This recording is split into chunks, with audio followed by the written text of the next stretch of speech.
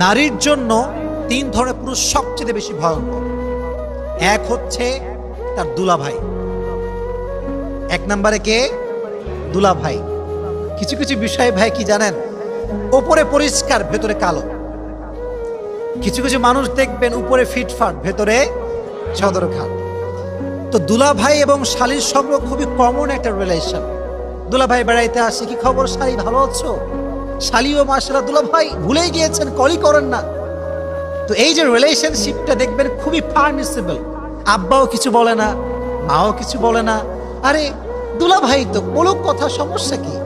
কিন্তু এই কথা বলার মাঝ দিয়েই জেনা হয়ে যায়, অন্যায় হয়ে যায়, ব্যভিচার হয়ে যায়, ঠিক না বলেন?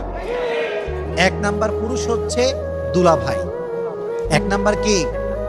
দুলাভাই।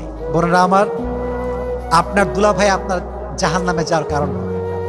এজন্য দুলাভাই এবং শালীর যে মিষ্টি মিষ্টি সম্পর্ক, ফোনে ফোনে আলাপ, এটা কি হালাল না হারাম? এক নাম্বার পুরুষ, মারাত্মক ডেঞ্জারাস পুরুষ এইটা। দুই নাম্বার পুরুষ হচ্ছে আপনার দেবর। দুই নাম্বার পুরুষের নাম কি? আপনারা কথা বলেন, দুই নাম্বার পুরুষের নাম কি? দেবর। বেশিরভাগ নারী জাহান্নামে যাবে দেবরের কারণে।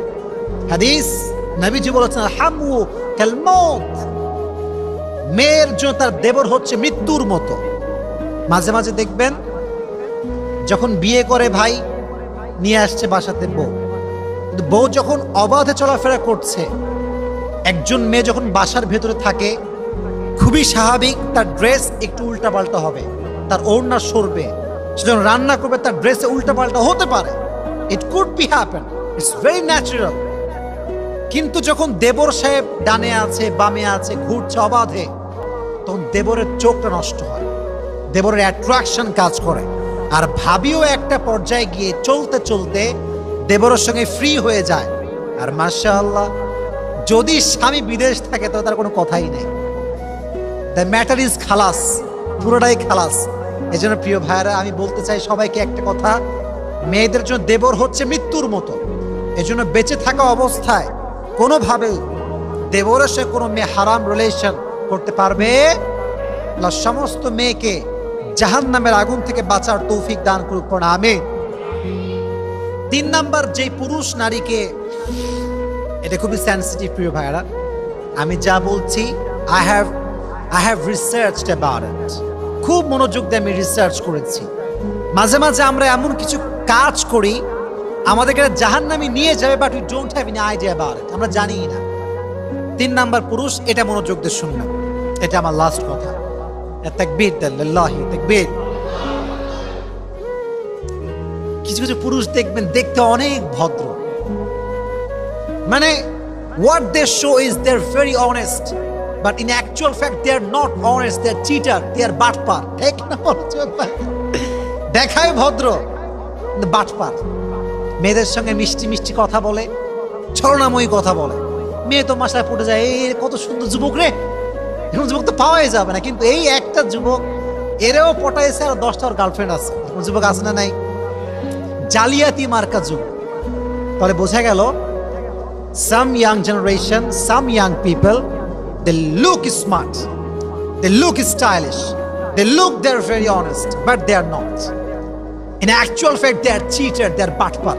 এটা ভালো না আসলে। তো মেয়েদেরকে বলবো, বোনেরা আমার, মেয়েরা একটু বেশি আবেগী হয় ভাই, সবাই আমরা জানি।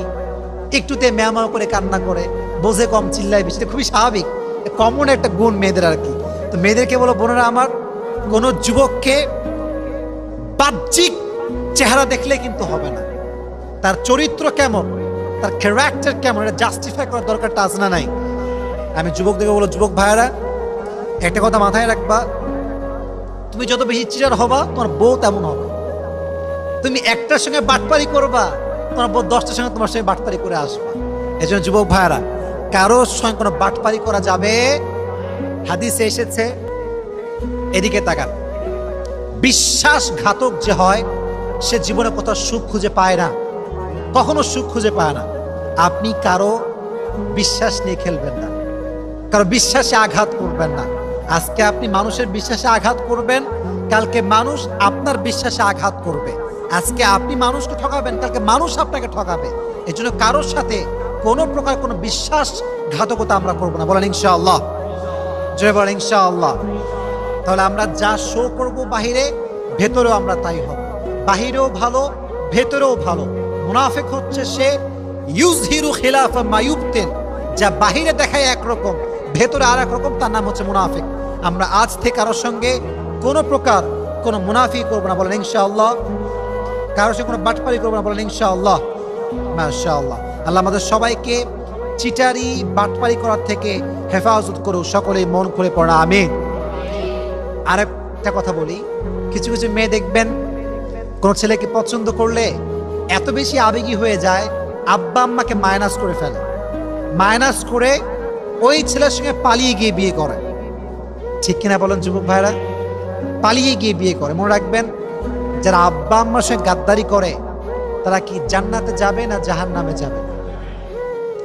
রিদাউর রব্বি ফি রিদাইল ওয়ালিদাইন ওয়া সাখতুর রব্বি ফি সাখতিল ওয়ালিদাইন। আল্লাহ বলছে, তুমি জান্নাতে প্রবেশ করতে চাও, জান্নাতে তুমি তোমার আব্বা আম্মাকে সুখী করে দাও, আমি আল্লাহ তোমাকে জান্নাত যাওয়ার টিকিট দান করে দেবো। সুবহানাল্লাহ পড়েন। এজন্য কোনো স্টাইলিশ পুরুষের পাল্লায় পড়ে মেয়েরা যারা আবেগী না হয়ে যায়, আল্লাহ আমাদের বোনদেরকে বোঝার তৌফিক দান করুন। সকলেই পড়ে আমিন। তাহলে বোঝা গেল নারীকে 3 ধরনের পুরুষ জাহান্নামে নিয়ে যাবে। 1 নম্বরে, এই তো মাশাআল্লাহ, 1 নম্বরে, 2 নম্বরে, 3 নম্বরে ওই যুবক যে দেখতে ভালো, ভেতরে উপরে ফিটফাট, ভেতরে আল্লাহ আমাদের বোনদেরকে বোঝার তৌফিক দান করুন। সকলেই পড়া আমিন। জাহান্নাম থেকে কেমন করে বাঁচতে পারি? কয়েকটা আমল, মনোযোগ দিয়ে শুনবেন। আগেই একটা বিষয় ক্লিয়ার করি, জাহান্নামের জীবনটা শুরু হবে কবরে যাওয়ার পর থেকে। কোথায় যাওয়ার পর থেকে? কবরে। হাদিসে এসেছে, মান ক্বারা সূরাতুল মুলক, যে ব্যক্তি সূরা মুলক তেলাওয়াত করে, যদি সেই রাতে সে মারা যায়, আল্লাহ তার কবরের সমস্ত আযাবকে মাফ করে দিবে। সুবহানাল্লাহ পড়া। এজন্য আজ থেকে ঘুমানোর আগে সূরা মুলক আমরা তেলাওয়াত করব তো ইনশাআল্লাহ। জোরে বলতে হবে, আরো জোরে। আরেকটা দোয়া আছে, যে দোয়াটা আপনার গুনাহ মাফ করাবে, আর যার গুনাহ মাফ হয়ে যাবে তার জন্য কি জাহান্নাম থাকবে না জান্নাত থাকবে? সকলেই পাঠ করেন, সকলেই পড়েন আস্তাগফিরুল্লাহ। জোরে আস্তাগফিরুল্লাহ। সকলেই পড়েন আল্লাহুম্মা গফিরলি।